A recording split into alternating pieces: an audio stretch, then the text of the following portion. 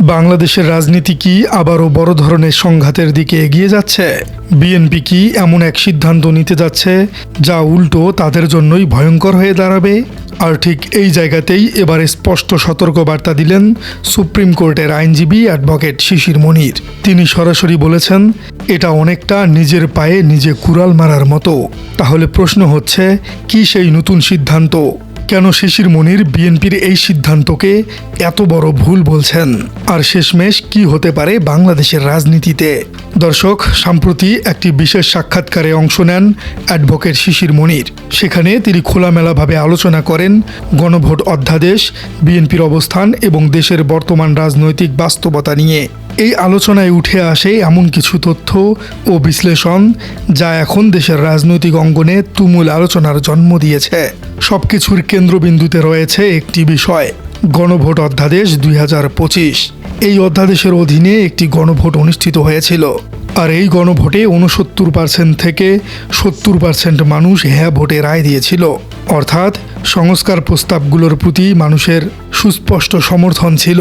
কিন্তু এখন এই অধ্যাদেশকেই বাতিল করার কথা উঠছে, আর এই প্রস্তাব এসেছে খোদ বিএনপির পক্ষ থেকেই।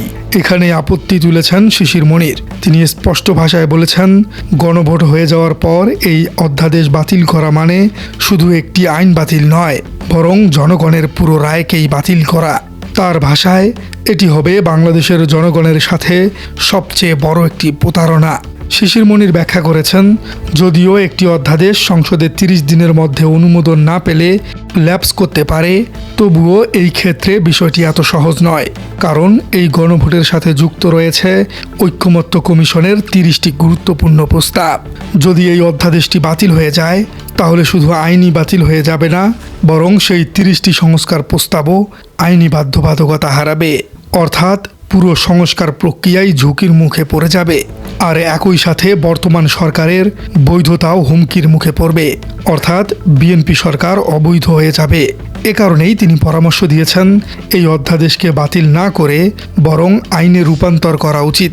আলোচনার এক পর্যায়ে উঠে আসে একটি গুরুত্বপূর্ণ প্রশ্ন, সংবিধানের দৃষ্টিকোণ থেকে এই প্রক্রিয়াগুলো কতটা বৈধ? এখানেই শিশির মনির দেন এক চমৎকার বিশ্লেষণ। তিনি বলেছেন, বাংলাদেশ বর্তমানে যে বাস্তবতার মধ্য দিয়ে গেছে তার সবকিছুর সমাধান সংবিধানের ভেতরে খুঁজতে গেলে বড় একটি ভুল হবে।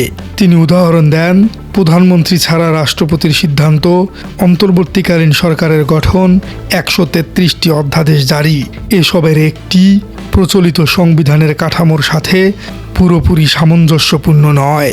তাহলে এখন প্রশ্ন হলো, এসব কিভাবে তৈরি হলো? এর উত্তর হলো জনগণের ইচ্ছার ভিত্তিতে। অর্থাৎ বর্তমান সরকারের যে বাস্তবতা তৈরি হয়েছে একটি রাজনৈতিক ঐকমত্য ও প্রয়োজনীয়তার ভিত্তিতে, সেটি মূলত হয়েছে একটি রাজনৈতিক ঐকমত্য এবং জনগণের ইচ্ছার ভিত্তিতে।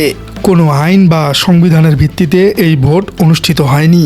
এবার আসে সবচেয়ে গুরুত্বপূর্ণ অংশ, বিএনপির প্রতি সরাসরি সতর্কবার্তা। শিশির মনির বলেছেন, সরকার যদি এখন সংবিধানের অজুহাত দিয়ে এই সংস্কারগুলোকে বাতিল করতে চায়, তাহলে সেটি হবে ইম্যাচিউর পলিটিক্যাল আন্ডারস্ট্যান্ডিং। তিনি আরও বলেন, এটি এমন একটি পদক্ষেপ যা শেষ পর্যন্ত তাদের নিজেদের জন্যই ক্ষতিকর হবে। শিশির মনির একটি বিখ্যাত তুলনা করেছেন। তিনি বলেছেন, প্রজাপতি আগুনের দিকে যায় আর নিজেই পুড়ে মারা যায়। অর্থাৎ বিএনপি নিজেরাই নিজেদের রাজনৈতিক ক্ষতির দিকে এগোচ্ছে। এই ইস্যু শুধু কথার মধ্যেই সীমাবদ্ধ নেই। শিশির মনির স্পষ্ট ইঙ্গিত দিয়েছেন, যদি এই গণভোট বা সংস্কার প্রক্রিয়াকে বাতিল করা হয়, তাহলে বিরোধী শক্তিগুলো রাজপথে নামতে পারে। তবে শুধু মিছিল নয়, সমাবেশ নয়।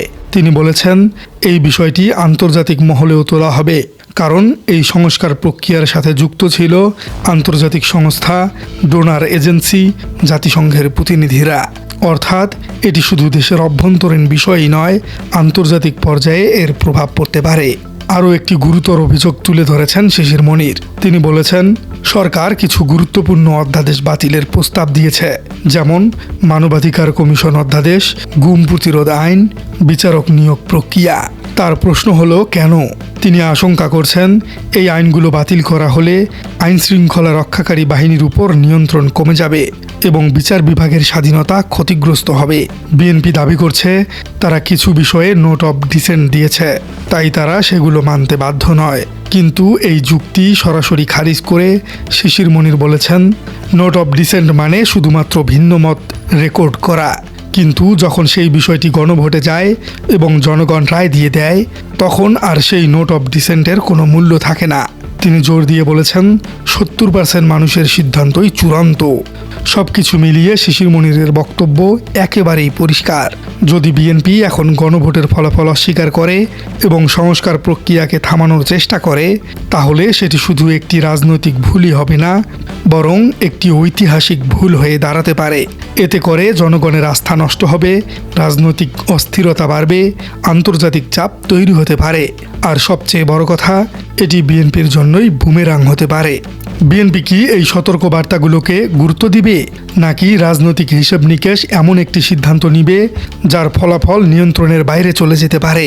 কারণ ইতিহাস বলছে, বাংলাদেশে যখনই জনগণের প্রত্যাশা এবং রাজনৈতিক সিদ্ধান্তের মধ্যে সংঘর্ষ তৈরি হয়েছে, তখনই পরিস্থিতি জটিল থেকে জটিলতর হয়েছে।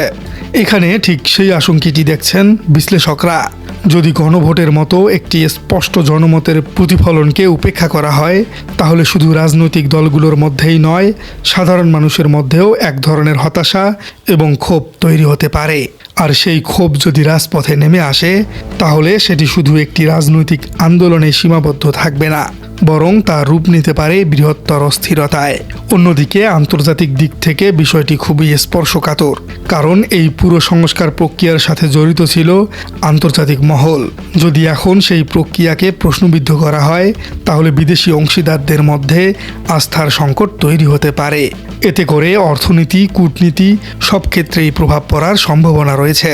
সব মিলিয়ে বলা যায়, এটি শুধুমাত্র একটি আইন বা একটি অধ্যাদেশের প্রশ্ন নয়, এটি এখন বাংলাদেশের রাজনৈতিক ভবিষ্যৎ নির্ধারণের এক গুরুত্বপূর্ণ মোড়। এই মুহূর্তে একটি ভুল সিদ্ধান্ত পুরো পরিস্থিতিকে ভিন্ন দিকে নিয়ে যেতে পারে। তাই এখন সবার চোখ বিএনপির পরবর্তী পদক্ষেপের দিকে। তারা কি সমঝোতার পথ বেছে নেবে, নাকি সংঘাতের পথে হাঁটবে? সেই উত্তর নির্ধারণ করবে আগামী দিনের রাজনীতির গতিপথ। প্রিয় দর্শক, আপনার কি মনে হয় বর্তমান পরিস্থিতিতে কোন সিদ্ধান্তটি দেশের জন্য সঠিক? বিএনপির কি উচিত অন্যান্য সকল কাজের থেকে সংস্কারকে বেশি গুরুত্ব দেয়া? শিশির মনিরের কথার সাথে আপনি কতটা একমত? কমেন্টে জানিয়ে দিন আপনার মূল্যবান মতামত। আর আপনার রাজনীতি চ্যানেলে নতুন হয়ে থাকলে চ্যানেলটি সাবস্ক্রাইব করার অনুরোধ থাকলো। দেখা হচ্ছে পরবর্তী কোনো ভিডিওতে। কোর্টে বিএনপি মেকানিজম করে মামলা করেছে, এত কাঁচা মেকানিজম কেউ করে যা সব বোঝা যায়, সব দেখা যায়। আমার মনে হয় এদের বুদ্ধি শুদ্ধি কম, এত যে কম